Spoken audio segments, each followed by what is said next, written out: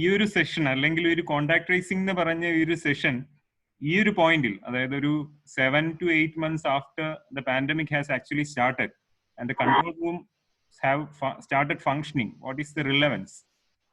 അത് നോക്കുകയാണെങ്കിൽ contact tracing, the process itself is always relevant. It's a public health tool with minimal expense can reduce a huge burden to the health system. പക്ഷെ അതോടൊപ്പം തന്നെ ഈ ഒരു പോയിന്റിൽ നമ്മൾ ഈ ഒരു സെഷൻ ഓർഗനൈസ് ചെയ്തതിന്റെ അല്ലെങ്കിൽ ഈ ഒരു സെഷന്റെ ആവശ്യമുണ്ട് എന്ന് തോന്നാൻ കാര്യം, മാഡം ബഹുമാനപ്പെട്ട മീനാക്ഷി മാഡം നേരത്തെ സൂചിപ്പിച്ച പോലെ ഈ ഒരു കോണ്ടാക്ട് ട്രേസിംഗ് പല സ്റ്റേജുകളിലൂടെ കടന്ന് ഇപ്പോ മുമ്പ് കൺട്രോൾ റൂമിലെ തന്നെ ഒരു ടീമും പിന്നെ ആ ടീമിന്റെ ഒരു എന്താ പറയാ നമ്പർ ഓഫ് മെമ്പേഴ്സ് വർദ്ധിച്ചു. അതിനുശേഷം ഇപ്പോൾ ഒരു ഡീസെൻട്രലൈസ്ഡ് ഫോർമാറ്റിലാണ് ഇപ്പോൾ കോണ്ടാക്ട് ട്രേസിംഗ് വർക്ക് ചെയ്യുന്നത്. എന്ന് വെച്ചാല് പെരിഫറൽ യൂണിറ്റ്സിലുള്ള നമ്മുടെ ഏറ്റവും സ്ട്രോങ് ഹോൾഡ്സ് ആയ അല്ലെങ്കിൽ ഡീപ്പ് റൂട്ടഡ് ആയിട്ടുള്ള പേഴ്സൺ ടു പേഴ്സൺ റിലേഷൻ ഉള്ള PHCസിലും CHCസിലുമാണ് ഇപ്പോ പല ജില്ലകളിലും കോണ്ടാക്ട് ട്രേസിംഗ് നടക്കുന്നത്. അപ്പോ അവിടെ നമ്മുടെ ഒരു സ്റ്റേറ്റ് ലെവലിൽ നിന്ന് ഡിസ്ട്രിക്ട് ലെവലിൽ നിന്ന് ഈ പെരിഫറൽ യൂണിറ്റ്സിലോട്ട് പോകുമ്പോൾ ഇതിന്റെ ഒരു സയന്റിഫിക് ആസ്പെക്റ്റും കൂടെ ഒന്ന് മനസ്സിലാക്കിയിരിക്കണം. അല്ലെങ്കിൽ അതിന്റെ ഒരു ഓറിയന്റേഷൻ, നിങ്ങൾ എല്ലാവരും പലർക്കും ഇത് നന്നായി അറിയുന്ന ആൾക്കാർ തന്നെ ആയിരിക്കാം, പക്ഷേ അതിന്റെ ഒരു സയന്റിഫിക് ആസ്പെക്ട് ഒന്ന് സെൻസിറ്റൈസ് ചെയ്യണം എന്ന് തോന്നിയത് കൊണ്ടാണ് ഈ ഒരു സെഷൻ ഓർഗനൈസ് ചെയ്തിട്ടുള്ളത്. ഇനി ഇതിന്റെ ഒരു നീഡിന് മറ്റു രണ്ട് കാര്യങ്ങളും കൂടെ ഉണ്ട്. ഒന്ന്, പലപ്പോഴും നമുക്ക് സ്റ്റേറ്റ് ലെവലിലോട്ട് കിട്ടുന്ന റിപ്പോർട്ട്സിൽ ചിലപ്പോൾ ചില നമ്പേഴ്സിന്റെ ചില ഡിസ്പാരിറ്റി അല്ലെങ്കിൽ കോണ്ടാക്ട് ട്രേസിംഗ് ഡാറ്റ ചെറിയ ചില പ്രശ്നങ്ങൾ ഉണ്ട് എന്ന് ഞങ്ങൾക്ക് ഫീൽ ചെയ്തതും ഒരു കാരണമാണ്. ഇനി ഇതോടൊപ്പം തന്നെ മറ്റൊരു പ്രധാനപ്പെട്ട കാര്യം, നമ്മൾ ദിവസവും ഒരു പോസിറ്റിവിറ്റി റേറ്റ്, അതായത് ഓരോ ദിവസവും നമ്മൾ ചെയ്ത സാമ്പിൾസ് അതിൽ തന്നെ എത്ര പേർക്ക് പോസിറ്റീവായിട്ട് കേസ് ആവുന്നു എന്നുള്ളത് പരിശോധിക്കുമ്പോഴും കുറച്ചൊരു നല്ലൊരു ഫ്ലക്ച്വേഷൻ കാണുന്നുണ്ട്. അതും that may also be some reason why we actually wanted to run this course. പലപ്പോഴും കോൺടാക്ട്സ് ആയിട്ട് അല്ലെങ്കിൽ എലിജിബിൾ കാൻഡിഡേറ്റ്സിനെ ടെസ്റ്റ് ചെയ്യാതെ വരുമ്പോഴാണ് നമുക്ക് ഈ ഒരു പോസിറ്റിവിറ്റി റേറ്റിൽ വലിയ ഫ്ലക്ച്വേഷൻസ് കാണുന്നത്. അപ്പൊ അതും ഒരു റീസൺ ആയിരുന്നു. That is a reason why we have in our state RRT meeting ഞങ്ങൾ അങ്ങനെ ഒരു സജഷൻ വെച്ചത്, അതൊരു കോണ്ടാക്ട് ട്രേസിംഗ് ക്ലാസ് ആവശ്യമാണെന്ന് തോന്നിയിട്ട്. അപ്പൊ അത് ഡ്യൂലി അക്സെപ്റ്റ് ചെയ്യുകയും അങ്ങനെയാണ് നമ്മൾ ഈ ഒരു സെഷനിലേക്ക് വന്നത്. അപ്പൊ ഞാനിനി ഈ ഒരു സെഷന്റെ ഓവർവ്യൂ ഞാനൊന്ന് പറയാം. വളരെ ബേസിക് ആയിട്ട് COVID-19 പറ്റി നിങ്ങൾക്ക് അറിയാവുന്ന കാര്യങ്ങൾ ജസ്റ്റ് ഒന്ന് ഡിസ്കസ് ചെയ്ത് പോകുന്നുണ്ടാവും. അതിനുശേഷം അതിന്റെ എപ്പിഡമിയോളജിക്കൽ പാർട്ട് വളരെ ചെറുതായി ഒന്ന് പറയുന്നുണ്ടാവും. കോണ്ടാക്ട് ട്രേസിംഗ് ആസ്പെക്ട്സ് ആൻഡ് ഇന്റർവ്യൂയിങ്ങിനെ പറ്റി 1-2 സ്ലൈഡ്സ്. അങ്ങനെയാണ് ഈ ഒരു സെഷൻ നമ്മൾ ഡിസൈൻ ചെയ്തിരിക്കുന്നത്. ഞാൻ ആ സ്ലൈഡ് ഷെയർ ചെയ്യാം. So as I already said, basics, transmission, understanding the contacts, steps of contact tracing and basic interview skills. That's what we are going to discuss in today's meeting. നമുക്ക് for all your information, നമുക്ക് നമ്മുടെ honourable principal secretary release ചെയ്തിട്ടുള്ള contacts ഡെഫിനേഷനും close contacts അല്ലെങ്കിൽ high risk contacts and low risk contacts അതിന്റെയും definition നമുക്ക് existing ആണ്. ഞാൻ ആ ഡെഫിനിഷൻസിലേക്കും അല്ലെങ്കിൽ ഏതൊക്കെയാണ് ഹൈ റിസ്ക് ലോ റിസ്ക് എന്ന് പറയുന്ന ഒരു ഡീറ്റെയിലിംഗിൽ പോകുന്നില്ല, because that is already available in the public domain. But still I will brush through that in the subsequent slides. As you all know, this is a beta coronavirus, and mainly 3 beta coronaviruses have caused so much calamity among the humans. So moving to the basics, as I already mentioned, this is a beta coronavirus, and actually the third version which have affected the humans and the most dangerous of these versions. അങ്ങനെയാണ് നമുക്ക് NCOV 2019 എന്ന പേരിന് ശേഷം ഇപ്പോൾ നമ്മൾ അതിനെ COVID-19 എന്ന പേരിൽ അറിയപ്പെടുന്ന ഒരു ഡിസീസാണ് ഇപ്പോൾ ഇത്. And WHO announced the name of this new disease first on February 11th, and later that was renamed. Moving to the common signs and symptoms. എന്താണ് ഇതിന്റെ ഇമ്പോർട്ടൻസ് ചോദിച്ചാൽ, നമ്മൾ മോസ്റ്റ് പെരിഫറൽ യൂണിറ്റ്സിലോട്ട് പോകുമ്പോൾ അതിനെപ്പറ്റി വ്യക്തമായിട്ട് ഒരു ഐഡിയ കൊടുക്കേണ്ടതുണ്ട് എന്നുള്ളത് കൊണ്ടാണ് ആ ഒരു സ്ലൈഡ് ഇട്ടിരിക്കുന്നത്. Fever, cough, fatigue, shortness of breath, myalgia. There may be some more symptoms like sore throat, nasal congestion, headache, diarrhea, etc. ഇതിലെ പ്രധാനപ്പെട്ട ഒരു കാര്യം എന്ന് വെച്ചാൽ ഇതിലെല്ലാ ഫീച്ചേഴ്സും എല്ലാ സിംറ്റംസും ഒരു പേഷ്യന്റിൽ ഒരേ സമയം തന്നെ ഉണ്ടായിരിക്കണം നിർബന്ധമില്ല. പലപ്പോഴും നമ്മൾ SRF-IDs അല്ലെങ്കിൽ ഡീറ്റെയിൽസും സ്റ്റഡീസും ഒക്കെ കാണുന്നത് 1 or few symptoms may also be the presenting symptom. അതിനുശേഷം പേഷ്യന്റ് ചിലപ്പോൾ മുന്നോട്ട് പോകുമ്പോഴായിരിക്കും കൂടുതൽ സിംറ്റംസ് വരിക. So that is very important. അത് നമ്മൾ ഒന്ന് മനസ്സിൽ വെക്കേണ്ട കാര്യമുണ്ട്. Sometimes there may be a combination of symptoms also, which may like fever, headache, diarrhea may also present. And in persons, those who are affected, it's the air exchange part of lungs which is affected. That is, the alveolar part is affected, and that's the reason why a person may go into hypoxia. And most of the fatality in COVID-19 is due to this. This is yet another picture of CT lung, which you can where you can really appreciate the damage that is brought to the lungs due to severe COVID-19. And who all should be focused, or what is the importance of reverse quarantine? Like old and middle-aged and obese persons and those with comorbidities are the persons who are highly likely to get more severe forms of the disease, that is diabetes, hypertension, COPD, heart disease, liver disease, etc. And as you all know, there are no specific treatment available now, and there are many candidate vaccine available against COVID-19, but all of them are under trial and not available for public use as of now. And diagnostic testing, there are RT-PCR and antigen tests which are duly approved by Government of Kerala, and earlier we used to do antibody testing also, but now we are not using that. I'm not going to further details. I've just brushed through all these things. അല്ലെങ്കിൽ ഇതിനെ പറ്റിയിട്ടൊക്കെ ചെറുതായിട്ടൊന്ന് പറഞ്ഞു പോകാൻ കാര്യം എന്ന് വെച്ചാൽ അതിന്റെ ഒരു ബേസിക് നോളജ് നമുക്ക് കോൺടാക്ട് ട്രേസിംഗിൽ ആവശ്യമാണ്. അതുകൊണ്ട് തന്നെ നമ്മൾ ഓരോരുത്തരും നമ്മുടെ സ്റ്റാഫിന്, ഓരോ ഇൻസ്റ്റിറ്റ്യൂഷനിലെയും സ്റ്റാഫിന് നമ്മൾ ഇതിന്റെ ഒരു ഇൻഫർമേഷൻ കൊടുക്കുമ്പോഴും വളരെ ബേസിക് ആയിട്ട് ഈ ഒരു COVID-19 നോളജ് അല്ലെങ്കിൽ അതിന്റെ ബേസിക് കാര്യങ്ങളൊന്ന് പറഞ്ഞു പോകുന്നത് നന്നായിരിക്കും. Now, how is COVID-19 transmitted? This is actually really important because we have seen cases where the contacts were not defined based on these. നമ്മൾ റിസ്ക് അസസ് ചെയ്യുമ്പോഴും അല്ലെങ്കിൽ high risk low risk categorise ചെയ്യുമ്പോഴും ഈ ഒരു transmission ഡൈനാമിക്സിനെ പറ്റി നമുക്ക് അറിഞ്ഞിരിക്കേണ്ടത് വളരെ ഇമ്പോർട്ടൻ്റ് ആണ്. The most common route of transmission is respiratory droplet transmission. അത് നമ്മൾ ആ ഒരു സോഷ്യൽ ഡിസ്റ്റൻസിങ് എന്ന് പറയുന്ന ഒരു എലമെന്റ് പറയുന്നതിൽ തന്നെ അതിന്റെ റീസൺ തന്നെ ഈ ഒരു റെസ്പിറേറ്ററി ഡ്രോപ്ലെറ്റ്സിനെ അവോയ്ഡ് ചെയ്യാൻ വേണ്ടിയിട്ടാണ്. അല്ലെങ്കിൽ അതുകൊണ്ടും കൂടെയാണ് ഒരു ബാരിയർ പ്രൊട്ടക്ഷൻ എന്നുള്ള രീതിയിൽ നമ്മൾ മാസ്ക്സ് യൂസ് ചെയ്യുന്നത്. അതും ഒരു ഈ ഡ്രോപ്ലെറ്റ്സിനെ തടയാൻ വേണ്ടിയിട്ടാണ്. ഇനി മറ്റൊരു പ്രധാനപ്പെട്ട ഒരു നോഷൻ എന്ന് വെച്ചാൽ ഫോമൈറ്റ്സ് ആണ്. ഈ ഒരു ഫോമൈറ്റ് വഴി നമുക്ക് ട്രാൻസ്മിഷൻ പോസിബിൾ ആണെങ്കിലും ഫോമൈറ്റ് ട്രാൻസ്മിഷൻ എന്ന് പറയുന്നത് ഞാൻ ഈ പറഞ്ഞ പോലെ ഒരു സീക്വൻസ് ഓഫ് ഇവന്റ്സ് എല്ലാം നടന്നു കഴിഞ്ഞാൽ മാത്രമേ നമുക്ക് ഫോമൈറ്റ് വഴി വരുള്ളൂ. അപ്പോൾ വീട്ടിലേക്ക് ഇപ്പോൾ ഒരു പാല് കൊണ്ടുവരുന്ന അല്ലെങ്കിൽ ഒരു കവർ പാല് കൊണ്ടുവരുന്ന ഒരാള്, ഞാനൊരു എക്സാമ്പിൾ പറയാണ്. അപ്പൊ അയാള് പോസിറ്റീവ് ആയി എന്ന് പറയുമ്പോൾ അതിനെ നമുക്കൊരു ഹൈ റിസ്ക് ആയിട്ട് എടുക്കാൻ പറ്റത്തില്ല. അയാൾ ഒരു കവർ പാക്കറ്റ് വീട്ടിൽ കൊണ്ട് ഇട്ടിട്ട് പോകുമ്പോൾ നമ്മൾ അത് എടുത്ത്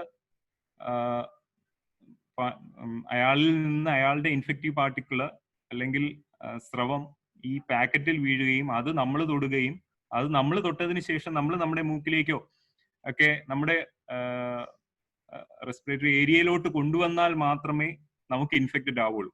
സോ ഇറ്റ്സ് ലൈക്ക് നമ്മൾ അത് സംഭവിക്കില്ല എന്നല്ല, പക്ഷേ ചാൻസസ് ആർ വെരി ലെസ്. പക്ഷെ എന്നിരുന്നാലും നമ്മൾ അതിന്റെ പ്രിക്കോഷൻസ് എടുത്തു പോകണം. അവരെ ലോ റിസ്ക് ആയിട്ട് തന്നെ നമ്മൾ കണക്കാക്കുകയും ചെയ്യണം. Then in case of closed environments like poorly ventilated rooms and AC rooms ഒക്കെ ആണെങ്കിൽ അവിടെ എയർബോൺ ട്രാൻസ്മിഷൻ വഴിയും, അതായത് these particles can suspend in the air for pretty long time. അപ്പോൾ കുറെ നേരം കൂടെ അങ്ങനെ നിൽക്കുകയാണെങ്കിൽ അവർക്കും ആ കേസിലും ഇൻഫെക്ഷൻ വരാനുള്ള സാധ്യതയുണ്ട്. അപ്പോൾ these are the 3 modes of transmission. ഇത് ഞാൻ ഓൾറെഡി പറഞ്ഞു കഴിഞ്ഞതാണ്. Then moving to incubation period, this is the most crucial point which we need to discuss in case of contact tracing. SARS-CoV-2 അല്ലെങ്കിൽ COVID-19 ഇൻക്യുബേഷൻ പീരീഡ് എന്ന് പറയുന്നത് it can range from 2 to 14 days. അതായത് നമുക്ക് exposure ഉണ്ടായി 2 ദിവസം കഴിയുമ്പോഴും നമ്മൾ symptoms കാണിച്ചു തുടങ്ങാം. 14 days ആയിട്ടും നമുക്ക് സിംറ്റംസ് കാണിച്ചു തുടങ്ങാം. ഇനി ഇതിൽ താഴെയും അല്ലെങ്കിൽ ഇതിന് മുകളിലോട്ടും ചാൻസസ് ഉണ്ടോ എന്ന് ചോദിച്ചാൽ chances are there, but as you can see in the graph, ഒരു 5% താഴെ മാത്രമാണ് നമുക്ക് 2 ദിവസത്തിൽ താഴെയും, അതേപോലെ തന്നെ 14 daysന് മുകളിലും അത്ര വളരെ കുറച്ച് കേസസ് മാത്രമേ അങ്ങനെ റിപ്പോർട്ട് ചെയ്യപ്പെട്ടുള്ളൂ. So majority on a guideline part നമുക്ക് പറയാം 2 to 14 days. പക്ഷേ 50% of the individuals showing the symptoms. അതാണ് നമ്മൾ ഇൻക്യുബേഷൻ പീരീഡ് എന്നതുകൊണ്ട് ഉദ്ദേശിക്കുന്നത്. The period which we take to show the symptoms, അത് 5 days ആണ്. 4 to 5 days ആണ് നമ്മുടെ incubation period on 50% of the persons. This is actually a quite good slide which depicts the importance of incubation period. As you can see, this 2 to 14 days ആണ് നമുക്ക് calendar ഡേയ്സിലാണ് ഇത് കാണിച്ചിരിക്കുന്നത്. 2 to 14 days ആണ് incubation period. അതിൽ തന്നെ typically 5 days. It's a highlighted area which you can see. And ഈ ഒരു 14 days കഴിഞ്ഞിട്ട് how long the person will remain infective, that is yet another important point. Like ഇയാള് symptoms തുടങ്ങിക്കഴിഞ്ഞാൽ symptoms തീരുന്ന ഒരു 10 days വരെ, മൈൽഡ് ഇൽനെസ് ആണെങ്കിൽ it's about 10 days he will be infective. അപ്പൊ ഈ ഇൻഫെക്റ്റീവ് പീരീഡിൽ അയാളുമായിട്ട് കോണ്ടാക്ട് ഉള്ളവർക്ക് മാത്രമേ അയാൾക്ക് ഇത് ട്രാൻസ്മിറ്റ് ചെയ്യാൻ പറ്റുള്ളൂ. ഇൻ സിവിയർ ഇൽനെസ്സിലാണെങ്കിൽ നമ്മൾ പിന്നെയും 2 or more weeks പറയാറുണ്ട്. But for all normal purposes which we will say like it's about 10 days. ഇനി ഇൻഫെക്ഷ്യസ് പീരീഡ് നമ്മൾ നോക്കുകയാണെങ്കിൽ ഇൻഫെക്റ്റഡ് ആവുന്ന ഒരാള്, ഇപ്പോൾ എനിക്ക് ഇന്നാണ് സിംറ്റംസ് സ്റ്റാർട്ട് ചെയ്യുന്നതെങ്കിൽ I will be infective starting from 2 days prior. 2 ദിവസം മുന്നെയാണ് ഞാൻ ഇൻഫെക്ടിവിറ്റി അല്ലെങ്കിൽ എനിക്ക് മറ്റൊരാളിനെ പകർത്താനുള്ള ശേഷി കിട്ടി തുടങ്ങുക. And as the day proceeds, അല്ലെങ്കിൽ ഏറ്റവും കൂടുതൽ ഞാൻ ഇൻഫെക്റ്റീവ് ആയിരിക്കുന്നത് എനിക്ക് എന്നാണോ സിംറ്റം സ്റ്റാർട്ട് ചെയ്യുന്നത് അന്നായിരിക്കും. മുന്നോട്ട് പോകും തോറും contagion lessens and the chances of spreading are less. ഇവിടെ വളരെ ഒരു ഇമ്പോർട്ടന്റ് പോയിന്റ് നമുക്ക് നോട്ട് ചെയ്യേണ്ടത് എസിംറ്റമാറ്റിക് കേസുകളുടെ കാര്യമാണ്. എസിംറ്റമാറ്റിക് കേസസിൽ we have to take the date of testing as the start of നമുക്ക് ഒരു ഫോർ ഓൾ പ്രാക്ടിക്കൽ പർപ്പസസ് നമ്മുടെ ഡോക്യുമെന്റിലും പറഞ്ഞിരിക്കുന്നത് അങ്ങനെ തന്നെയാണ്. ഡേറ്റ് ഓഫ് ടെസ്റ്റിംഗ് ആണ് അല്ലെങ്കിൽ ഡേറ്റ് ഓഫ് സാമ്പിളിംഗ് ആണ് നമ്മൾ ഫസ്റ്റ് ഡേ ആയിട്ട് എടുക്കുക. അതിനുശേഷം 14 days എന്നുള്ള രീതിയിലാണ് നമ്മൾ എടുത്തിട്ടുള്ളത്. ഇനി കോണ്ടാക്ട് ട്രേസിംഗിന്റെ ഇമ്പോർട്ടൻസ് കാണിക്കുന്ന ഒരു പിക്ചറാണ്. അതായത് ഫസ്റ്റ് ഇൻഫെക്റ്റഡ് ആയിട്ടുള്ള ഒരാള്, അയാളുമായിട്ട് കോണ്ടാക്ട് വന്നിട്ടുള്ള ഒരു person, that is the grey one, അയാളിൽ നിന്ന് കോണ്ടാക്ട് വന്ന നെക്സ്റ്റ് പേഴ്സണിന് ഇൻഫെക്ഷൻ കിട്ടാൻ, അടുത്ത മറ്റൊരാളിന് പകർത്താനുള്ള ടൈം എന്ന് പറഞ്ഞാൽ 5 days ആണ്. ആ 5 days തന്നെ നിങ്ങൾക്ക് അറിയാം, ഇൻഫെക്ഷൻ സ്റ്റാർട്ട് ചെയ്യുന്നതിന് 2 days മുമ്പ് തന്നെ അയാൾ ഇൻഫെക്റ്റഡ് ആയിരിക്കും. So our window of opportunities there is a window of opportunity, and before that person, that contact become infectious. അതെന്ന് പറയുന്നത് ഒരു മാക്സിമം ഒരു 2 to 3 days ആണ്. അപ്പൊ അത് ആ ഒരു പോയിന്റിൽ നമുക്ക് ഇന്റർവീൻ ചെയ്താൽ മാത്രമേ, അല്ലെങ്കിൽ ആ കോണ്ടാക്ടിനെ ട്രേസ് ചെയ്ത് അവരെ ക്വാറന്റൈനിൽ നിർത്തിയാൽ മാത്രമേ നമുക്ക് ഫെർദർ ഡിസീസ് സ്പ്രെഡ് തടയാൻ പറ്റുള്ളൂ. അപ്പൊ അത് ആ ഒരു ഇമ്പോർട്ടൻസ് നമ്മൾ മനസ്സിലാക്കണം. ഈ ഒരു ഡേയ്സിന്റെ, നമ്മൾ ഓരോ കോണ്ടാക്ട്സ് ഡിഫൈൻ ചെയ്ത് അവരെ ലിസ്റ്റിൽ ഉൾപ്പെടുത്തുന്നതിൽ ഈ ഡേറ്റുകളുടെ ഇമ്പോർട്ടൻസ് ആണ് ഈ സ്ലൈഡുകളിലൂടെ കാണിക്കാൻ ഉദ്ദേശിച്ചത്. ഇനി how infectious is COVID-19? COVID-19 എന്ന് പറയുന്നത് മറ്റ്, അല്ലെങ്കിൽ നമ്മളെല്ലാം പല സ്ഥലങ്ങളിലും പല ചാനൽ ചർച്ചകളിലും ഒക്കെ കേട്ടിട്ടുള്ള വളരെയധികം സംവാദങ്ങൾക്കൊക്കെ വഴിവച്ചിട്ടുള്ള ഒരു ടെർമിനോളജിയാണ് R0 എന്ന് പറയുന്നത്. R0 അല്ലെങ്കിൽ R0 എന്ന് പറയുന്നത് ഒരു ഇൻഫെക്ഷ്യസ് ഓർഗാനിസത്തിന്റെ ഇൻഫെക്ടിവിറ്റിയെ പറ്റി പറയാൻ വേണ്ടിയിട്ടാണ് നമ്മൾ ഇത് യൂസ് ചെയ്യാറ്. അതായത് ഫോർ ഓൾ സിംപ്ലർ പേർപ്പസസ് നമ്മൾ പറയാം, ഒരാളിന് എത്ര പേർക്ക് ഈ ഒരു ഇൻഫെക്ഷൻ പകർത്താൻ സാധിക്കും, അതാണ് R0 എന്നതുകൊണ്ട് ഉദ്ദേശിക്കുന്നത്. In case of COVID-19 that is between 2 to 3.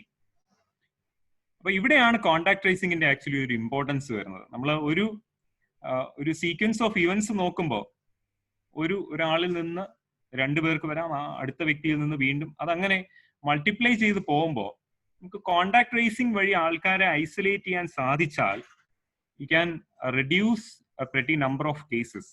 That's what ഈ ഒരു സ്ലൈഡ് കാണുമ്പോൾ തന്നെ നിങ്ങൾക്ക് മനസ്സിലാവും. Preventing just one infection can lead to big reduction in the number of cases over time. And now, understanding the contacts of COVID-19, contact tracing എന്ന് പറയുന്നത്, അല്ലെങ്കിൽ ഞാൻ കുറച്ചൊന്ന് സ്പീഡിൽ പോവാം കാരണം നമ്മൾ ടൈം കുറച്ചൊന്ന് ഇതാക്കേണ്ടതുള്ളതുകൊണ്ട്. കോണ്ടാക്ട് ട്രേസിംഗ് പ്രോസസ് എന്ന് പറയുന്നത് ഒരു COVID-19 ഡയഗ്നോസ് ചെയ്തിട്ടുള്ള ഒരു പേഷ്യന്റുമായിട്ട് കോണ്ടാക്റ്റിൽ വന്നിട്ടുള്ള എല്ലാവരെയും ഐഡന്റിഫൈ ചെയ്യുകയും അവരെ മോണിറ്ററിംഗിൽ നിർത്തുകയും അവര് ക്വാറന്റൈൻഡ് ആണ് എന്ന് ഉറപ്പാക്കുകയും ചെയ്യുന്ന ഒരു പ്രോസസ്സാണ് കോണ്ടാക്ട് ട്രേസിംഗ് എന്ന് പറയുന്നത്. And the process of contact tracing includes, അല്ലെങ്കിൽ അതിന്റെ സ്റ്റെപ്സ് എന്ന് പറഞ്ഞാൽ, ഫസ്റ്റ് നമ്മൾ ഈ ഒരു കേസിനെ COVID-19 പോസിറ്റീവ് ആണെന്ന് ഉള്ള ഒരു പേഷ്യന്റിനെ കിട്ടിക്കഴിഞ്ഞാൽ ആ പേഷ്യന്റിനെ നമ്മൾ in most of the case, if the patient is admitted in the hospital, we may get a chance to directly interview, അല്ലെങ്കിൽ നമ്മൾ ടെലിഫോണിക്കലി ആയിരിക്കും ചെയ്യുക. അങ്ങനെ ചെയ്യുമ്പോൾ at first you have to introduce yourself. നമ്മൾ ആരാണെന്ന് വ്യക്തമായി പറയണം, നമ്മുടെ ഡെസിഗ്നേഷൻ പറയണം. അതിനുശേഷം inquire about certain areas as to find the infectious period. കാരണം ആ ഇൻഫെക്ഷ്യസ് പീരീഡ് അറിഞ്ഞാൽ മാത്രമേ നമുക്ക് കൃത്യമായിട്ട് കോണ്ടാക്ട്സ്, ഏതൊക്കെ ദിവസങ്ങളിൽ കോണ്ടാക്ട് എസ്റ്റാബ്ലിഷ് ചെയ്തിട്ടുള്ള ആൾക്കാരെ നമ്മൾ ട്രേസ് ചെയ്യണം, അല്ലെങ്കിൽ കൂടുതൽ നമ്മുടെ കോണ്ടാക്ട് ലിസ്റ്റിൽ പെടുത്തണം, ടെസ്റ്റ് ചെയ്യണം എന്നൊക്കെ നമുക്ക് മനസ്സിലാവും. This slide I shown previously. നമുക്ക് ഒരു വിൻഡോ ഓഫ് ഓപ്പർച്യൂണിറ്റി എന്ന് പറയുന്നത് എന്താണ്, ഇൻക്യുബേഷൻ പീരീഡ് എന്താണ്. അപ്പോൾ ഈ ഒരു കൺസെപ്റ്റ് മനസ്സിൽ വെച്ചുകൊണ്ട് വേണം നമ്മൾ ഒരാളിനെ, അതായത് നമ്മളിപ്പോ ഇന്ന് സെപ്റ്റംബർ 14th നമ്മൾ ഒരു പോസിറ്റീവായ ഒരാളിനെ വിളിക്കുകയാണെങ്കിൽ അയാളോട് ആദ്യം ചോദിക്കേണ്ടത്, നമ്മൾ റുട്ടീനായിട്ട് ചോദിക്കുന്ന കാര്യങ്ങൾ കഴിഞ്ഞതിന് ശേഷം, ഇൻട്രൊഡ്യൂസ് ഒക്കെ ചെയ്തതിന് ശേഷം, അയാൾക്ക് സിംറ്റംസ് സ്റ്റാർട്ട് ചെയ്തത് എന്നാണെന്ന് ചോദിച്ചാൽ ആ ദിവസം അയാൾ എന്ന് സിംറ്റംസ് സ്റ്റാർട്ട് ചെയ്തോ അന്ന് മുതൽ അയാൾ പോയിട്ടുള്ള സ്ഥലങ്ങൾ, അല്ലെങ്കിൽ അതിനെപ്പറ്റി ഞാൻ ഡീറ്റെയിലിംഗ് വരുന്നുണ്ട്, അന്ന് മുതലാണ് നമ്മൾ അതിന്റെ ഹിസ്റ്ററി എടുത്ത് തുടങ്ങേണ്ടത്. 2 ദിവസം മുന്നേ അയാൾക്ക് സിംറ്റംസ് സ്റ്റാർട്ട് ചെയ്യുന്നതിന് 2 ദിവസം മുന്നേ കോണ്ടാക്ട് വന്നിട്ടുള്ള കാര്യങ്ങൾ. If that is a case of asymptomatic person, അതിൽ എന്നാണോ ടെസ്റ്റ് ചെയ്തത് അത് മുതൽ നമുക്ക് ചോദിക്കാവുന്നതേ ഉള്ളൂ. And moving on to the type of contacts can be the household contacts and extended contacts. Household contacts തന്നെ ഫാമിലിയിലുള്ള, അല്ലെങ്കിൽ വീട്ടിൽ വന്നിട്ടുള്ള, അല്ലെങ്കിൽ ഫാമിലി കോണ്ടാക്ട്സ് ആവാം. എക്സ്റ്റെൻഡഡ് കോണ്ടാക്ട്സ് എന്ന് പറഞ്ഞാൽ നമ്മുടെ വർക്ക് പ്ലേസസിലുള്ള, അല്ലെങ്കിൽ നമ്മൾ യാത്ര ചെയ്യുമ്പോൾ ഉണ്ടായിരുന്ന, നമ്മൾ സമ്പർക്കം പുലർത്തിയിട്ടുള്ള ആൾക്കാർ, അവരെയാണ് നമ്മൾ എക്സ്റ്റെൻഡഡ് കോണ്ടാക്ട്സ് എന്ന് പറയുന്നത്. ഇനി ഇതിനെ തന്നെ നമ്മുടെ വേൾഡ് ഹെൽത്ത് ഓർഗനൈസേഷന്റെ ഗൈഡ് ലൈൻസിലും CDC ഗൈഡ് ലൈൻസിലും അതുപോലെ നമ്മുടെ ഗൈഡ് ലൈനിലും ഇത് ഈ ഒരു സ്ലൈഡിൽ ചെറിയൊരു മിസ്റ്റേക്ക് ഉണ്ട്. High risk are those have stayed in the within a proximity of 6 feet for more than 15 minutes ആണ്. അത് ചെറിയൊരു കറക്ഷൻ ഉണ്ട്. Then direct physical contact with a COVID-19, അതായത് house hold for all practical purposes വീട്ടിൽ ഒരുമിച്ച് താമസിക്കുന്ന എല്ലാവരെയും നമ്മൾ ഹൈ റിസ്ക് കോൺടാക്ട് ആയിട്ട് തന്നെ എടുക്കണം. Then health care workers without any proper personal protective equipment who have treated a patient can also be considered as a high risk contact. Sharing food, കാരണം അത്രയും അടുത്തായിരിക്കും നമ്മൾ. Then a passenger in close proximity within 3 feet for more than 15 minutes. കൂടുതൽ സമയം നമ്മൾ ഒരു public ട്രാൻസ്പോർട്ടിലോ അല്ലെങ്കിൽ ഒരു കാറിലോ ഒരുമിച്ച് യാത്ര ചെയ്തിട്ടുണ്ടെങ്കിൽ they can also be considered as an extended high risk contact. Then low risk എന്ന് പറഞ്ഞാൽ ഇത് ആപ്ലിക്കബിൾ അല്ലാത്ത എന്നാൽ കോണ്ടാക്ട് വരുന്ന കണ്ടീഷൻസ് ആണ് മെൻഷൻ ചെയ്തിട്ടുള്ളത്. നമ്മുടെ കോണ്ടാക്ട് ട്രേസിംഗ് കോണ്ടാക്ട്സിന്റെ ഡെഫിനിഷനിലും അതിന് ഗവൺമെന്റ് ഓഫ് കേരള പുറത്തിറക്കിയിട്ടുള്ള ഗൈഡ് ലൈൻസിലും എല്ലാം അത് വ്യക്തമായി പറയുന്നുണ്ട്. So I am not going much details into that. ഇനി നമ്മൾ കോണ്ടാക്ട് ട്രേസിംഗ് ചെയ്യാൻ ഇരിക്കുമ്പോൾ ഞാൻ നേരത്തെ സൂചിപ്പിച്ച പോലെ നമ്മുടെ കേസസിന്റെ എണ്ണം ഇപ്പൊ കൂടി വന്നുകൊണ്ടിരിക്കുന്ന ഈ ഒരു സാഹചര്യത്തിൽ നമ്മൾ കോണ്ടാക്ട് ട്രേസിംഗിന് നമ്മൾ ചില സാഹചര്യത്തിൽ മെഡിക്കൽ ബാക്ക്ഗ്രൗണ്ട് ഇല്ലാത്ത ആൾക്കാരെയും നമ്മൾ യൂസ് ചെയ്യാറുണ്ട്. അവരെ ട്രെയിൻ ചെയ്യിപ്പിച്ചിട്ടായിരിക്കും നമ്മൾ യൂസ് ചെയ്യുന്നത്. അപ്പോൾ അങ്ങനെ ചെയ്യുമ്പോൾ നമുക്ക് ഈ പറയുന്ന കാര്യങ്ങൾ കുറച്ചുകൂടെ വ്യക്തമാക്കി കൊടുക്കേണ്ടത് അത്യാവശ്യമാണ്. അപ്പോൾ വളരെ സിസ്റ്റമാറ്റിക് ആയിട്ട് ചെയ്യുകയാണെങ്കിൽ ഒരു നോട്ട്ബുക്ക് നമ്മൾ പലപ്പോഴും വിചാരിക്കും ഇത്രയും ഇതൊക്കെ എടുത്തു വെച്ച് തന്നെ ചെയ്യണോ. ഇതിൽ തന്നെ ഏറ്റവും പ്രധാനപ്പെട്ട ഒരു അക്സസറി എന്ന് പറയുന്നത് പോക്കറ്റ് കലണ്ടർ ആണ്. പോക്കറ്റ് കലണ്ടർ അല്ലെങ്കിൽ ആ ഡേറ്റ്സ് വളരെ ഇമ്പോർട്ടന്റ് ആണ്. ആ ഒരു പറയുന്ന ഡേറ്റുകൾ വെച്ച് തന്നെ നമ്മൾ ഇത് കറക്റ്റ് ചെയ്ത് പോയില്ല എങ്കിൽ നമുക്ക് ഇത് അസസ് ചെയ്യാൻ കുറച്ച് ബുദ്ധിമുട്ടായിരിക്കും. അതിന്റെ ഒരു ജസ്റ്റ് ഒരു റഫ് ഫോർമാറ്റ് ആണ് ഈ കാണിച്ചിട്ടുള്ളത്. 2 days before the infectious period, name of the person and his contact number. അത് സ്ഥലവും അത്രയും വെച്ചിട്ടാണ് അത് വെച്ചിട്ടുള്ളത്. ഇനി എത്രയും പെട്ടെന്ന് നമ്മൾ ഒരു പേഴ്സണെ ഐഡന്റിഫൈ ചെയ്യുന്നോ അത്രയും അയാൾക്ക് കോണ്ടാക്ട്സ് ഉണ്ടാവാനുള്ള അല്ലെങ്കിൽ നമ്മുടെ ഈ ലിസ്റ്റ് വലുതാവാതിരിക്കാനുള്ള സാധ്യത നമുക്കുണ്ട്. അപ്പൊ അത് പല ഫാക്ടേഴ്സ് അത് ഡിപ്പെൻഡ് ചെയ്തിരിക്കും. നമുക്ക് ആന്റിജൻ ടെസ്റ്റിംഗിലാണെങ്കിൽ നമുക്ക് എത്രയും പെട്ടെന്ന് തന്നെ അത് അറിയാൻ പറ്റും. RT-PCR ഒരു ചില സമയങ്ങളിൽ ഡിലേ കാരണം കുറച്ചുകൂടെ സമയം നമുക്ക് ആവശ്യമായിട്ട് വരും. അപ്പൊ അത് ഈ പല ഫാക്ടേഴ്സ് ഉണ്ടാവാം. ബട്ട് സ്റ്റിൽ ഒരു കോണ്ടാക്ട് ട്രേസറെ സംബന്ധിച്ചിടത്തോളം എത്രയും പെട്ടെന്ന് അറിഞ്ഞാൽ അത്രയും നമ്മുടെ വർക്ക് കുറച്ച് കുറഞ്ഞിരിക്കും എന്നുള്ളത് മാത്രമേ ഉള്ളൂ. ഓരോ ദിവസവും അയാളുമായിട്ട് കോണ്ടാക്ട് വന്നിട്ടുള്ള ആ ഒരു സ്ട്രാറ്റജി ഉപയോഗിച്ച് തന്നെ നമ്മളിത് പോകണം. ഓരോ ദിവസവും ഒരു പോസിറ്റീവ് കേസുമായിട്ട് കോണ്ടാക്ട് വന്നിട്ടുള്ള കോണ്ടാക്ട്സിനെ ഹൈ റിസ്ക് ലോ റിസ്ക് ആയിട്ട് കാറ്റഗറൈസ് ചെയ്ത് നമ്മൾ ലിസ്റ്റ് പ്രിപ്പയർ ചെയ്യണം. അങ്ങനെ once you have prepared the list, അതിന്റെ ആ ഒരു സ്റ്റെപ്സും കൂടെയാണ് ഇതിൽ പറഞ്ഞിട്ടുള്ളത്. The points to be noted are, while you are talking to the patient, you should always introduce yourself. And നമ്മൾ സംസാരിക്കുമ്പോൾ, പുറത്തുനിന്ന് ഒരാൾ സംസാരിക്കുമ്പോൾ പലപ്പോഴും ആൾക്കാർക്ക് കാര്യങ്ങൾ പറഞ്ഞു തരാൻ കുറച്ച് ബുദ്ധിമുട്ടുണ്ടാവും. അപ്പോൾ അതിനുവേണ്ടി നമ്മൾ കോൺഫിഡൻഷ്യാലിറ്റി മെയിൻറ്റെയിൻ ചെയ്തുകൊണ്ട് തന്നെ ഈ ഒരു പ്രോസസ്സ് കംപ്ലീറ്റ് ചെയ്യും എന്ന് എൻഷുർ ചെയ്യണം. എൻഷുർ ചെയ്യണം എന്ന് പറയുമ്പോൾ തന്നെ പുറത്തുനിന്ന് ഒരാൾ വിളിച്ചിട്ട് ഞാൻ ഇങ്ങനെയൊക്കെ ചെയ്തുകൊള്ളാം എന്ന് പറയുമ്പോൾ ആൾക്കാർ ചിലപ്പോൾ ഇതിന് സമ്മതിക്കണമെന്നില്ല. ആ ഒരു സിറ്റുവേഷനിൽ അവരുടെ ഒരു റാപ്പോ ബിൽഡ് ചെയ്യുന്നതിന് വളരെ എസെൻഷ്യൽ ആയിട്ടുള്ള കുറച്ച് കാര്യങ്ങൾ എന്ന് വെച്ചാൽ, നമ്മളെ സംബന്ധിച്ചിടത്തോളം കോണ്ടാക്ട്സിനെ ട്രേസ് ചെയ്യുക എന്നുള്ളതാണ് ഇമ്പോർട്ടൻറ്റ്. പക്ഷെ പേഷ്യന്റിനെ സംബന്ധിച്ചിടത്തോളം അതായിരിക്കണം എന്നില്ല. അപ്പൊ അയാൾ എങ്ങനെ റെസ്പോണ്ട് ചെയ്യുന്നു എന്നുള്ളതിനനുസരിച്ച് കൂടെ നമ്മൾ നമ്മുടെ റെസ്പോൺസ് ഒന്ന് ഡയറക്റ്റ് ചെയ്യേണ്ടി വരും. കാരണം എന്ന് വെച്ചാൽ ഇപ്പോൾ അയാള് പോസിറ്റീവ് ആണെന്ന് അറിഞ്ഞ് സ്ട്രെസ്ഡ് ആയിട്ടിരിക്കുന്ന സമയത്താണ് നമ്മൾ വിളിച്ചിട്ട് കോണ്ടാക്ട്സിന്റെ കാര്യം ചോദിക്കണമെന്നെങ്കിൽ the person may not be responding in a right way that we expect. അപ്പൊ അങ്ങനത്തെ സിറ്റുവേഷൻസിൽ ചിലപ്പോൾ നമുക്ക് മൾട്ടിപ്പിൾ കോൾസ് വേണ്ടി വന്നേക്കാം. എനിവേ നമ്മൾ ഒരു റാപ്പോ ബിൽഡ് ചെയ്ത് കഴിഞ്ഞാൽ, റാപ്പോ ബിൽഡിങ്ങിന് അല്ലെങ്കിൽ അതിൽ എന്തൊക്കെയാണ് ലീഡിങ് ക്വസ്റ്റ്യൻസ് ചോദിക്കേണ്ടതെന്ന് അടുത്ത നെക്സ്റ്റ് സ്ലൈഡ്സിൽ വരുന്നുണ്ട്. അപ്പോൾ നമുക്ക് റാപ്പോ ബിൽഡ് ചെയ്ത് കഴിഞ്ഞാൽ നമുക്ക് അറിയേണ്ട പ്രധാനപ്പെട്ട കാര്യങ്ങൾ date of onset of symptom or date of sample collection in case of an asymptomatic patient. ഇനി അങ്ങനെ നമ്മൾ date of onset of symptom കിട്ടിക്കഴിഞ്ഞാൽ we have to determine the infectious period. അയാള് പെട്ടെന്ന് തന്നെ നമ്മൾ പോസിറ്റീവ് കണ്ടെത്തിയിട്ടുണ്ടെങ്കിൽ നമുക്ക് പെട്ടെന്ന് തന്നെ അല്ലെങ്കിൽ വളരെ കുറച്ച് മാത്രം ട്രേസ് ചെയ്താൽ മതി. Then moving into the contacts, the possible contacts, first and foremost is family members. വീട്ടിൽ തന്നെ ഒരുമിച്ച് താമസിക്കുന്ന ആൾക്കാർ, അവരുടെ ഡീറ്റെയിൽസ് എടുക്കുക. ദെൻ മറ്റ് കാര്യങ്ങൾ അല്ലെങ്കിൽ അതേഴ്സ് എന്ന് പറയുന്ന കാറ്റഗറിയിൽ നമുക്ക് പറയാൻ പറ്റുന്നത് വർക്ക് പ്ലേസ്, നമ്മൾ ജോലി ചെയ്യുന്ന സ്ഥലത്ത് ഉള്ള കോണ്ടാക്ട്. ഇനി നമ്മൾ ആ ജോലി ചെയ്യുന്ന സ്ഥലത്തേക്ക് പോകുന്ന യാത്രയിലുള്ള കോണ്ടാക്ട്സ്, ഇനി ഏതെങ്കിലും പ്രത്യേക സ്ഥലങ്ങൾ വിസിറ്റ് ചെയ്തിട്ടുണ്ടെങ്കിൽ അതിന്റെ ഡീറ്റെയിൽസ്, ദാറ്റ് ഈസ് ഹോസ്പിറ്റൽ ആകാം, മാർക്കറ്റ്സ് ആകാം.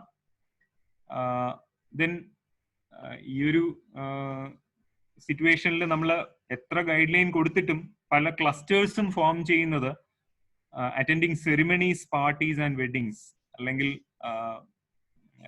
മരണങ്ങൾക്ക് അറ്റൻഡ് ചെയ്യുക, അങ്ങനെയുള്ള ആളുകൾ കൂടുതൽ വരുന്ന സ്ഥലങ്ങളിൽ അറ്റൻഡ് ചെയ്യുമ്പോൾ അങ്ങനെയുള്ള സാഹചര്യങ്ങളാണ് കൂടുതൽ ഉണ്ടാകുന്നത്. അപ്പൊ അതിന്റെ ഡീറ്റെയിൽസ് എടുക്കുക. ആൻഡ് നമ്മൾ ഈ കോണ്ടാക്ട്സ് ഒക്കെ കളക്ട് ചെയ്താൽ, നമ്മൾ ഈ കോണ്ടാക്റ്റുകളെ നമ്മൾ വിളിക്കുമ്പോൾ always make sure that you are not revealing the case details.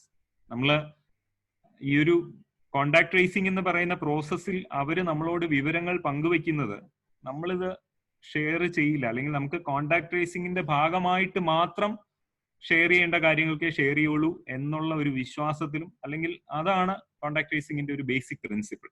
അപ്പോൾ ആ കേസ് ഡീറ്റെയിൽസ് പങ്കുവെക്കാതെ തന്നെ നമ്മൾ നിങ്ങളുമായി കോണ്ടാക്ട് ഉണ്ടായിരുന്ന ഒരാളിന് പോസിറ്റീവ് ആണ് എന്ന രീതിയിൽ മാത്രം നമ്മൾ പ്രൊസീഡ് ചെയ്യുക. Then educate them and advise them home quarantine for 14 days. അവര് ലാസ്റ്റ് എക്സ്പോഷർ വന്ന് 14 ഡേയ്സും കൂടെയാണ് നമ്മൾ ക്വാറന്റൈൻ അഡ്വൈസ് ചെയ്യുന്നത്. ഇനി കുറച്ച് leading questions to elicit some answers, അതിന്റെ ഒരു കുറച്ച് എക്സാമ്പിൾസ് ആണ് ഇതിൽ കാണിച്ചിട്ടുള്ളത്. ഇപ്പോ ഫാമിലി, നെയ്ബേഴ്സ്, റിലേറ്റീവ്സ്, അവരുടെ ഡീറ്റെയിൽസ് എടുക്കാനായിട്ട് ഇപ്പോ വീട്ടിൽ തന്നെ പാരന്റ്സ് കൂടെ താമസിക്കുന്നുണ്ടോ, അവരെ എന്നാ കണ്ടത്, അവരെ അടുത്ത് നമ്മൾ ട്രാവൽ ചെയ്ത് പോയി കണ്ടിട്ടുണ്ടോ, when was the last time you met them. അപ്പൊ അത് തന്നെ എല്ലാ ആൾക്കാരെയും, ഇൻലോസ്, സഹോദരങ്ങളുടെ കാര്യം, വേറെ ഏതെങ്കിലും റിലേറ്റീവ്സ് നമ്മളെ വന്ന് കണ്ടിട്ടുണ്ടോ, നെയ്ബേഴ്സ് എത്ര ആളുകളെ നമ്മൾ കണ്ടിട്ടുണ്ട്. ഈ കണ്ടിട്ടുള്ള കാര്യങ്ങളെല്ലാം ചോദിക്കുന്നത് 2 days prior to start of symptoms. അത്രയും മാത്രം മതി. നമ്മൾ പലപ്പോഴും മുമ്പ് പല അവസരങ്ങളിലും ഒരു കൂടുതൽ നാള് ഉള്ള കോണ്ടാക്റ്റുകളെ വരെ നമ്മൾ ലിസ്റ്റിൽ ഉൾപ്പെടുത്തിയിരുന്നു. അപ്പൊ അതിന്റെ ആവശ്യമില്ല. നമുക്ക് ഒന്നാമത് നമ്പർ ഓഫ് കേസസ് കൂടുതലാണ്, നമ്മുടെ ഒരു വേസ്റ്റേജ് ഓഫ് റിസോഴ്സസിന് തന്നെ അത് കാരണമാക്കും. അപ്പൊ അത് നമ്മളൊന്ന് ശ്രദ്ധിച്ചു പോകേണ്ട ഒരു ഏരിയയാണ്. ദെൻ വർക്ക് പ്ലേസിലോട്ട് പോവുകയാണെങ്കിൽ, വേർ ഡു യു വർക്ക്, നമ്മൾ എവിടെയാണ് ജോലി ചെയ്യുന്നത്, ജോലി ചെയ്യുമ്പോൾ അതിന്റെ ഒരു പിക്ചർ കൊണ്ടുവരാൻ ആവശ്യമായ ചോദ്യങ്ങൾ ചോദിക്കുക. ഒരുമിച്ച് എത്ര പേര് ഒരു ഓഫീസിൽ എത്ര പേര് ഇരുന്നാണ് വർക്ക് ചെയ്യുന്നത്, അടുത്തടുത്താണോ ഇരിക്കുന്നത്. ഇനി ആഹാരം കഴിക്കുമ്പോൾ പല സ്ഥലങ്ങളിലും പല സ്റ്റഡീസും കാണിച്ചിട്ടുള്ളത് എല്ലാ ഇൻസ്റ്റിറ്റ്യൂഷനുകളിലെയും ക്ലസ്റ്റേഴ്സ് ആവാൻ കാര്യം അവിടുത്തെ ഭക്ഷണം കഴിക്കുന്നതിലെ ചില ക്വാളിറ്റീസ് ആണ്. അല്ലെങ്കിൽ അവിടെ എല്ലാവരും കൂടെ ഒരുമിച്ചിരുന്ന് ഭക്ഷണം കഴിക്കുന്ന സ്ഥലങ്ങളിൽ കേസുകൾ കൂടുതൽ റിപ്പോർട്ട് ചെയ്യപ്പെട്ടിട്ടുണ്ട്. അപ്പൊ ആരൊക്കെ ആയിട്ടിരുന്നാണ് ഭക്ഷണം കഴിക്കുന്നത്, ആ കാര്യങ്ങൾ ചോദിക്കാം. അപ്പം വർക്ക് പ്ലേസ് ഡീറ്റെയിൽസ് കളക്ട് ചെയ്യുക, അതാണ് അതിൽ ഇമ്പോർട്ടന്റ് ആയിട്ടുള്ള കാര്യം. Then other categories of close contacts, അവരെ കണ്ടുപിടിക്കാനായിട്ടാണ് നമ്മൾ വീട്ടിൽ ആരെങ്കിലും സഹായത്തിന് വരാറുണ്ടോ, ഡ്രൈവേഴ്സ് ആരെങ്കിലും ഉണ്ടോ, നമ്മൾ ട്രാവൽ ചെയ്തത് എങ്ങനെയാണ്, ബസ്സിലാണോ ട്രാവൽ ചെയ്തത് അതോ ഷെയർഡ് വെഹിക്കിളിൽ ഏതെങ്കിലും ആണോ ട്രാവൽ ചെയ്തത്, ആ കാര്യങ്ങൾ ചോദിക്കുക. ദെൻ ഹോസ്പിറ്റൽ കോണ്ടാക്ട്സ്, നമ്മൾ ഏതെങ്കിലും ആശുപത്രിയിൽ ഈ അവസരങ്ങൾ ഈ പറയുന്ന ഡ്യൂറേഷനിൽ നമ്മൾ പോയിട്ടുണ്ടോ, വിസിറ്റ് ചെയ്തിട്ടുണ്ടോ, അവരിൽ ആരൊക്കെയായിട്ട് നമ്മൾ നമ്മുടെ ആ ഒരു കോണ്ടാക്ട് ഡെഫിനിഷനിൽ വരുന്ന, ഹൈ റിസ്ക് കോണ്ടാക്ട് ഡെഫിനിഷനിൽ വരുന്ന കാറ്റഗറിയിൽ ആരൊക്കെയായിട്ട് നമ്മൾ ഇന്ററാക്ട് ചെയ്തിട്ടുണ്ട്, ഈ കാര്യങ്ങളൊക്കെ ചോദിക്കുക. ദെൻ നമ്മൾ ആ കോണ്ടാക്ട് ലിസ്റ്റ് എസ്റ്റാബ്ലിഷ് ചെയ്തതിന് ശേഷം ഓരോ കോണ്ടാക്റ്റിൽ നിന്നും വളരെ ബേസിക് മിനിമൽ ആയിട്ടുള്ള കുറച്ച് ഡീറ്റെയിൽസ് കളക്ട് ചെയ്യുക. അതാണ് ഈ കാണിച്ചിട്ടുള്ളത്. ഒരു നെയിം, ഏജ് ആൻഡ് അഡ്രസ്, ഇനി കോമോബിഡിറ്റീസ് ഉണ്ടോ, സിംറ്റംസ് എന്തെങ്കിലും ഉണ്ടോ, അത്രയും ഈച്ച് കോണ്ടാക്ടിനോട് ചോദിക്കേണ്ട കാര്യങ്ങളാണ്. അപ്പോൾ നമ്മുടെ ഈ ഒരു കോണ്ടാക്ട് ലിസ്റ്റ് വലുതാവും തോറും ഈ ഒരു പ്രോസസ്സ് ലബോറിയസ് ആവും. അപ്പൊ അവിടെയാണ് നമ്മൾ ഒരു പബ്ലിക്കിനെ അവയർനെസ് ജനറേഷൻ കുറച്ചുകൂടെ കൂടുതൽ കൊണ്ടുപോകണം എന്ന് നമ്മൾ പറയാറ്. Then ideally, in an ideal setting, the contacts have to be followed up for 14 days. 14 ദിവസത്തേക്ക് സത്യത്തിൽ അവരെ ഫോളോ അപ്പിൽ നിർത്തേണ്ടതാണ്. പലപ്പോഴും നമ്മൾ കാണുന്ന ഒരു കാര്യം എന്ന് വെച്ചാൽ, നമ്മുടെ കേസ് മരണപ്പെട്ട കേസുകളുടെ ഡീറ്റെയിൽസ് ഒക്കെ പലപ്പോഴും നോക്കുമ്പോൾ അവര് മറ്റുള്ളവരുമായിട്ട്, അല്ലെങ്കിൽ എൽഡർലി ആയിട്ട്, അല്ലെങ്കിൽ കോമോബിഡിറ്റീസ് ഉള്ളവരുമായിട്ടൊക്കെ അവര് എസ്റ്റാബ്ലിഷ് ചെയ്ത്, അവർ കോണ്ടാക്ട്സ് വന്നതുകൊണ്ട് മാത്രമാണ് പലപ്പോഴും ഈ ഒരു ഡെത്തിലോട്ടൊക്കെ പോയിട്ടുള്ളത്. അപ്പോൾ നമ്മൾ കോണ്ടാക്ട് ആണ് എന്ന് വിളിച്ചറിയിച്ച് അവർ ക്വാറന്റൈനിൽ ഇരിക്കണം എന്ന് പറഞ്ഞതുകൊണ്ട് മാത്രം എല്ലാവരും അത് ചെയ്യണം എന്നില്ല. അപ്പൊ അതൊന്ന് റീഇൻഫോഴ്സ് ചെയ്യാൻ വേണ്ടി ഫോളോ അപ്പ് കോൾസ് ആവശ്യമാണ്. അതിന്റെ periodicity that will depend upon the work load. അത് നമുക്ക് ഒരിക്കലും ഡിഫൈൻ ചെയ്യാൻ പറ്റത്തില്ല. But have to be done എന്ന് മാത്രമേ നമുക്ക് ഈ ഒരു സിറ്റുവേഷനിൽ പറഞ്ഞു പോകാൻ പറ്റുള്ളൂ. And whenever you call a contact, അവരോട് നമ്മൾ ബേസിക് മിനിമൽ ആയിട്ടുള്ള അഡ്വൈസസും കൂടെ ഒന്ന് കൊടുക്കുക. എന്തൊക്കെയാണ് ചെയ്യേണ്ടത്, വീട്ടില് സോഷ്യൽ ഡിസ്റ്റൻസിങ് മെയിൻറ്റെയിൻ ചെയ്യുക, എൽഡർലീസ് അല്ലെങ്കിൽ കോമോബിഡിറ്റീസ് ഉള്ളവരുണ്ടെങ്കിൽ അവർ മാസ്ക് യൂസ് ചെയ്യുക, ഹാൻഡ് വാഷിങ്ങിന്റെ ഇമ്പോർട്ടൻസ് നമ്മൾ പറയുക. ഇനി ഈ ഒരു സെഷൻ, കോണ്ടാക്ട് ട്രേസിംഗിന്റെ ഈ ഒരു സെഷൻ അവസാനിപ്പിക്കുന്നതിന് മുമ്പ് നമ്മൾ ഒരു ബേസിക് ഇന്റർവ്യൂ സ്കിൽസിനെ പറ്റി 1-2 കാര്യങ്ങളും കൂടെ പറയേണ്ടത് അത്യാവശ്യമാണ്. അപ്പൊ അത് നമ്മള് എത്രയൊക്കെ ട്രെയിനിങ് കിട്ടിയാലും ഇന്റർവ്യൂ സ്കിൽസ് എന്ന് പറയുന്നത് നമ്മൾ ഇന്റർവ്യൂ ചെയ്ത് തന്നെ മാത്രമേ, ഡ്രൈവിംഗ് ചെയ്യുമ്പോൾ നമ്മൾ വണ്ടി ഓടിച്ചു തന്നെ കൈ തെളിയുള്ളൂ എന്ന് പറയുന്ന പോലെയാണ്. അപ്പോൾ ഇന്റർവ്യൂ ചെയ്ത് തന്നെ നമ്മൾ ഇന്റർവ്യൂയിങ് മെത്തേഡ്സിൽ നമ്മൾ എക്സൽ ചെയ്യുള്ളൂ. പക്ഷേ 1-2 പോയിന്റ്സ് പറയേണ്ടത്, എപ്പോഴും ഒരാളിനോട് സംസാരിക്കുമ്പോൾ കോൺഫിഡന്റ് ആയിട്ട് സംസാരിക്കുക. എന്തിനാണ് ഇത് ചെയ്യുന്നതെന്നും, അല്ലെങ്കിൽ നമ്മൾ എന്ത് ഓർഗനൈസേഷനെ പ്രതിനിധീകരിച്ചാണ് വിളിക്കുന്നതെന്നും പറയുക. അവര് റെസ്പോണ്ട് ചെയ്യുന്നതിനനുസരിച്ച് നമ്മുടെ ക്വസ്റ്റ്യൻസ് മോഡിഫൈ ചെയ്യുക. കാരണം as I already said, patient കുറച്ച് അഗ്രസീവ് ആയിട്ടാണ് നമ്മളോട് സംസാരിക്കുന്നതെങ്കിൽ നമ്മൾ ഒന്ന് may be that may not be the right time, ചിലപ്പോൾ ഒന്നുകൂടെ വിളിക്കേണ്ടി വന്നേക്കാം. അല്ലെങ്കിൽ സംസാരിക്കുമ്പോൾ അതിനനുസരിച്ച് നമ്മൾ ഒരു ക്വസ്റ്റ്യൻ എനിക്ക് ഫ്രെയിം ചെയ്ത് പറയാൻ പറ്റില്ല. ദാറ്റ് ഈസ് ആക്ച്വലി നമ്മൾ ചെയ്യുമ്പോൾ ചെയ്തു പോകേണ്ട ഒരു കാര്യമാണ്. അവരുടെ ആ ഒരു സിറ്റുവേഷൻ അനുസരിച്ച് എംപതൈസ് ചെയ്ത് നമ്മൾ സംസാരിക്കുക. Sometimes you have to use probing questions. കൂടുതൽ ഡീറ്റെയിൽ നമുക്ക് വേണമെന്നുണ്ടെങ്കിൽ അതെങ്ങനെയാണ്, നിങ്ങൾ അവിടെ എങ്ങനെയാണ് സഞ്ചരിച്ചത്, അതൊന്ന് പറയാമോ, അത്തരത്തിൽ പ്രോബ് ചെയ്ത് ചോദിക്കുക. പിന്നെ ചില സിറ്റുവേഷൻസിൽ മാത്രം നമ്മൾ ക്ലോസ്ഡ് ക്വസ്റ്റ്യൻസ് ചോദിക്കുക. നമുക്ക് കൂടുതൽ വിവരങ്ങൾ ആവശ്യമുണ്ടെങ്കിൽ ഓപ്പൺ എൻഡഡ് ക്വസ്റ്റ്യൻസ് ചോദിക്കുന്നതായിരിക്കും നല്ലത്.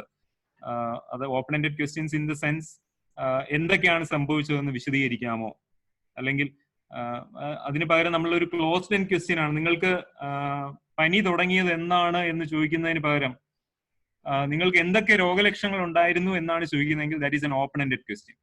അതിന് പകരം ഒരു സ്പെസിഫിക് ആയിട്ട് ഒരു ഉത്തരം കിട്ടുന്ന രീതിയിൽ ചോദിച്ചാൽ അത് ക്ലോസ്ഡ് എൻഡ് ആണ്. അപ്പൊ അത് സിറ്റുവേഷൻ അനുസരിച്ച് അതിന് that discussion is beyond the scope of this class. അത് തന്നെ നമുക്ക് ഒരു ഹാഫ് ആൻ അവർ വേണ്ടി വരുന്ന ഒരു സാധനമാണ്. അപ്പൊ അതിൽ ഞാൻ കൂടുതൽ ഡിസ്കഷനിലോട്ട് പോകുന്നില്ല.